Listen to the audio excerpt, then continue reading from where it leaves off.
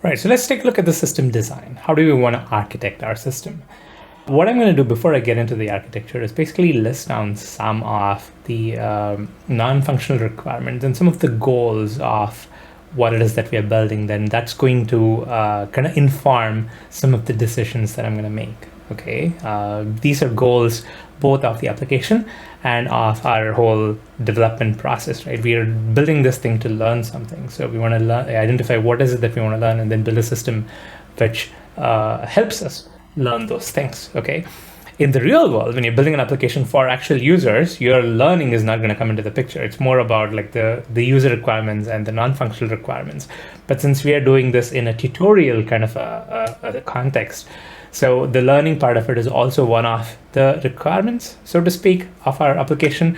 So with that said, let's list down some of the things that I want this application and the development process to achieve, right? What do we want this application to achieve? First of all, we want it to be a performant application. Okay, we want this to be fast and performant. And we want this to handle large amounts of data. Large amounts of data is kind of given because we are going to be saving all of the metadata of all the books in the world. So it is going to be a huge amount of data, all right? So that's a given. It's in the context of the large amount of data that performance comes into the picture, right? Even though we are saving all the books in the world, when we are retrieving one book from the system and we're asking the application to load one book information, it has to be fast and it shouldn't depend on how many books there are in the system, right? So it has to be fast, irrespective of whether you have 10 books in the system or if you have like 1 million books. The third requirement is that it has to be reliable. Reliability is important for many of the modern applications. Like, for example, you don't expect Facebook to go down. You don't expect LinkedIn or Twitter to go down. When these websites go down, it's in the news. Okay, so that's kind of gives you an indicator of how reliable they are. They don't go down too often. Okay, so we want an application that's going to be always on, and we want the system to scale and make sure that it can handle the large amount of data, stay performant, and also stay reliable, okay? And then the fourth requirement is more of like a learning requirement. These are all application requirements, right? Kind of. A learning requirement that I want to put is, I want this to be more of back-end focused, okay? The whole experience needs to be back-end focus. Is more of like, how do we architect the application? How do we serve up this data as a back-end engineer? And I want to call this out because I don't want to build like a single page application for this one, right? I want the focus to be building a scalable application as far as the backend and the mid-tier is concerned. So I don't want to be messing around with CSS and JavaScript. We're going to build an app which is not going to look good, but it is going to be performant and it's going to be reliable and all that stuff, okay? So that's the goal, right? I'm not going to be creating a lot of code in the JavaScript side of things. I probably use like a Thymeleaf templating language, have the server, the application render HTML pages rather than have a lot of interactivity and client-side focus, right? It's going to be purely back-end focused. Okay, so with that said, what is going to be my architecture for this application? I'm thinking of going for something like a Spring Boot backend. There's going to be Spring Boot. This is going to contain Spring MVC.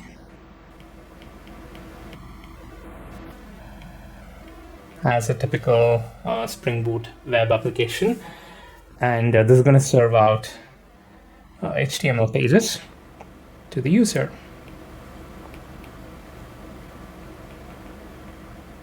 Okay, it's going to be rendered HTML. So we're not going to be messing around with the React or Angular app. It's basically HTML that gets spit out to the user. And we are also going to have Spring Security to manage the security aspect of it. Okay, this part is going to be.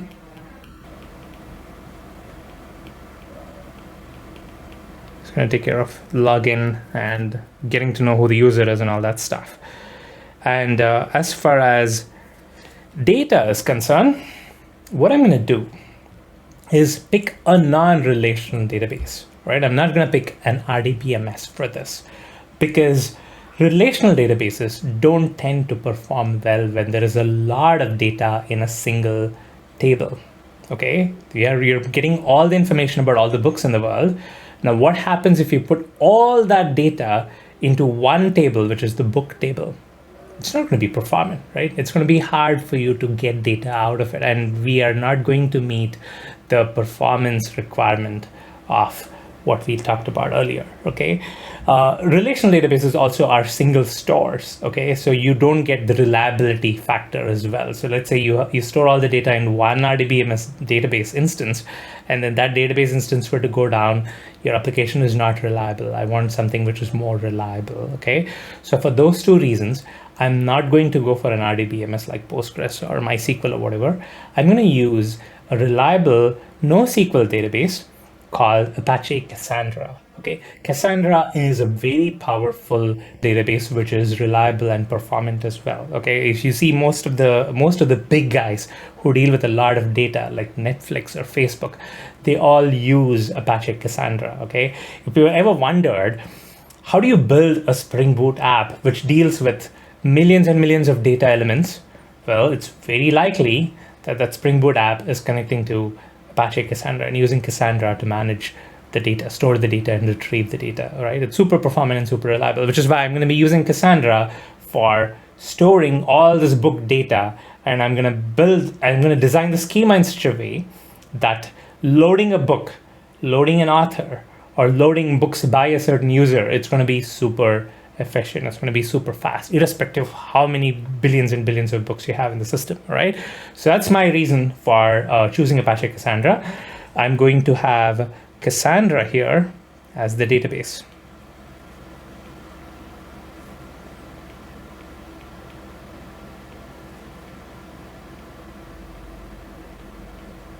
All right. Cassandra is a distributed database, which means that there are going to be multiple nodes, and Cassandra is going to manage synchronizing them and all that stuff. So that's the reason why it is reliable. And it's also a NoSQL database, and you can use Keybase to look up, which makes it performant as well. Okay. And as far as connecting to Cassandra, how do I get my Spring Boot application to connect to Cassandra? Well, there are multiple ways you can do this. I am planning to use the Spring Data project for connecting to Cassandra. Okay, Spring Data has a bunch of adapters for connecting to various different data sources. Okay, one of them is Spring Data Cassandra. So I'm going to use Spring Data Cassandra to connect to Apache Cassandra. All right. Now, this is basically for getting information from the database, which is persisted by us. So we're going to get book information. You want to look up a book? Well, you can look up a book this way. You want to look up an author or look up all the books by a user? Well, you can do all that over here.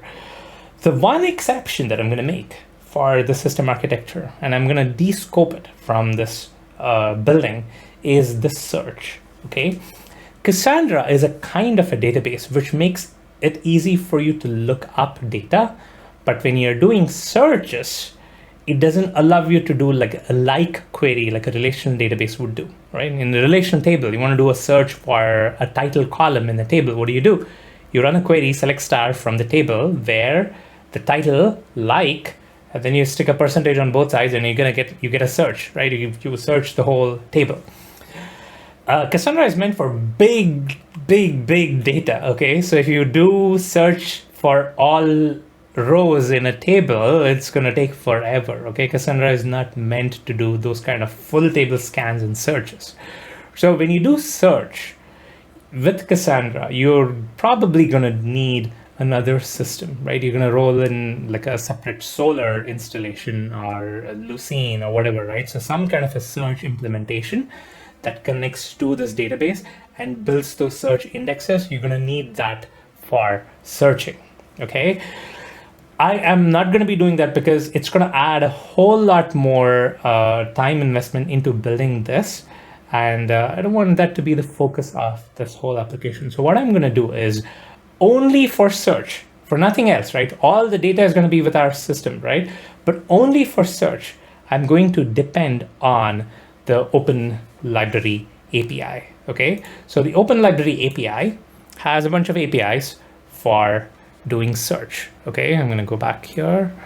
So you see there's a web API. There are a bunch of APIs. So there's an API for search, okay? This allows you to search, give it a title.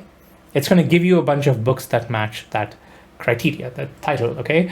So I'm going to leverage this API just for the search functionality, but for everything else, I'm going to be doing this in Cassandra. I'm retrieving the data, storing the data to Cassandra, right? Search is the only exception where I'm going to depend on the Open Library Search API.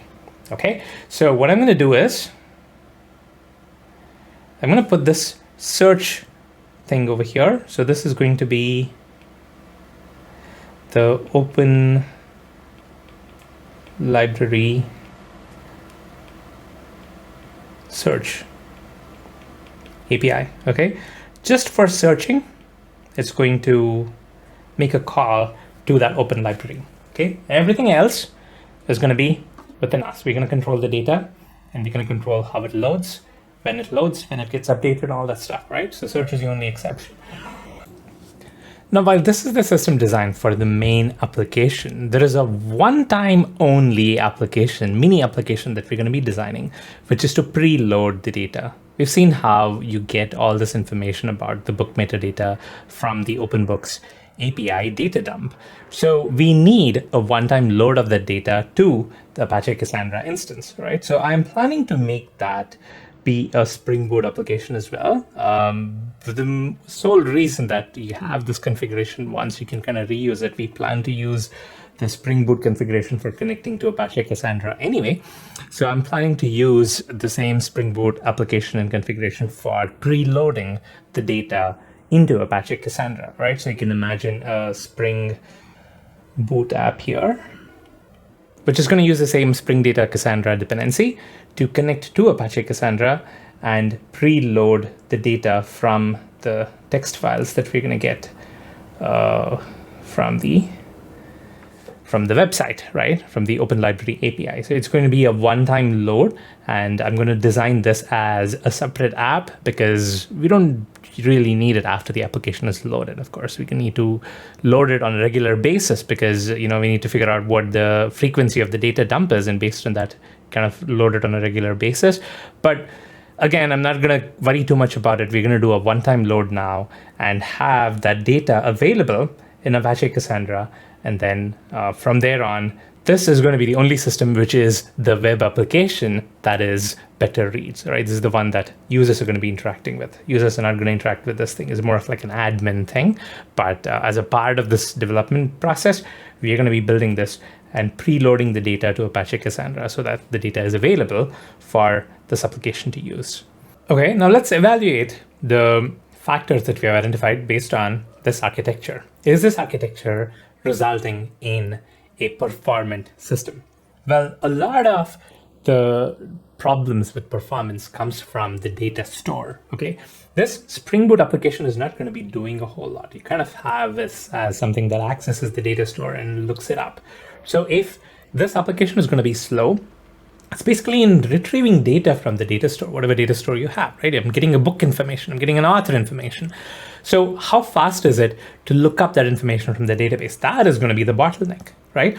Since I'm using Apache Cassandra, which is a NoSQL database, and we're going to be doing this, we're going to be spending a good amount of time designing the schema in such a way that looking up a book information or looking up author information, books by that author, is all going to be very performant. Okay, we're going to design the schema in such a way that the application is going to be performant because looking up data will be performant, right? So that's going to handle the performance part of it.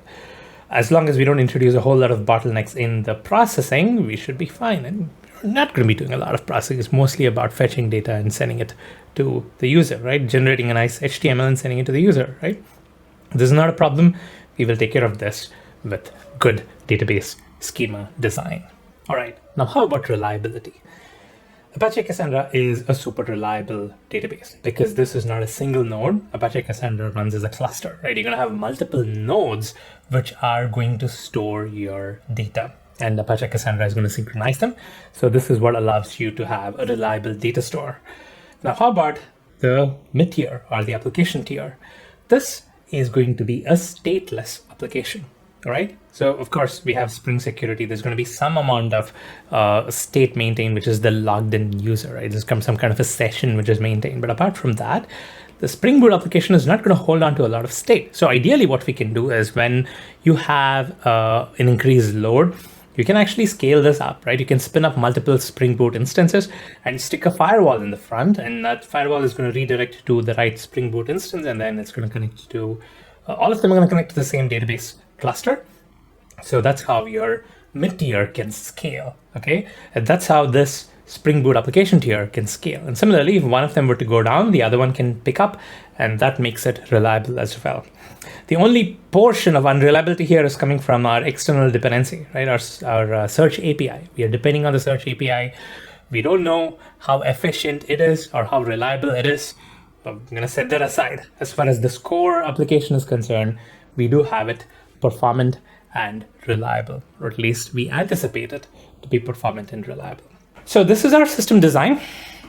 Not too complicated, right? It's a fairly simple system design. It's almost like a 3-tier architecture, right? You have the MVC and then the mid-tier and the database.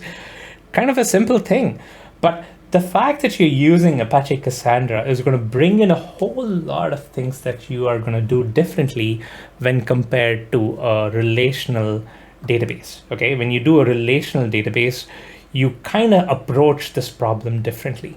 You look at the data model first, and then you don't even consider the app. You don't consider what it is that you're building, right? Your relational table has a meaning on its own, has a structure on its own, and the app that you're using is basically going to adapt to your relational table.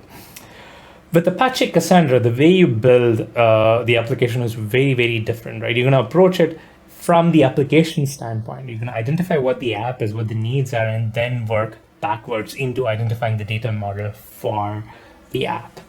We have identified what the user experience is, right? We built we identified what the pages are that we want the user to go through. Now what we're going to do is we're going to get into the data side of things, right? We have an overall idea about the system. Now we're going to focus on just the Apache Cassandra part, okay?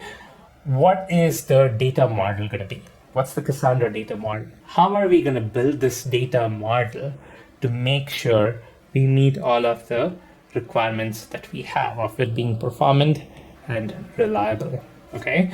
So we're going to start with the queries that we're going to commonly use, commonly need, and then build backwards. So let's check that out next.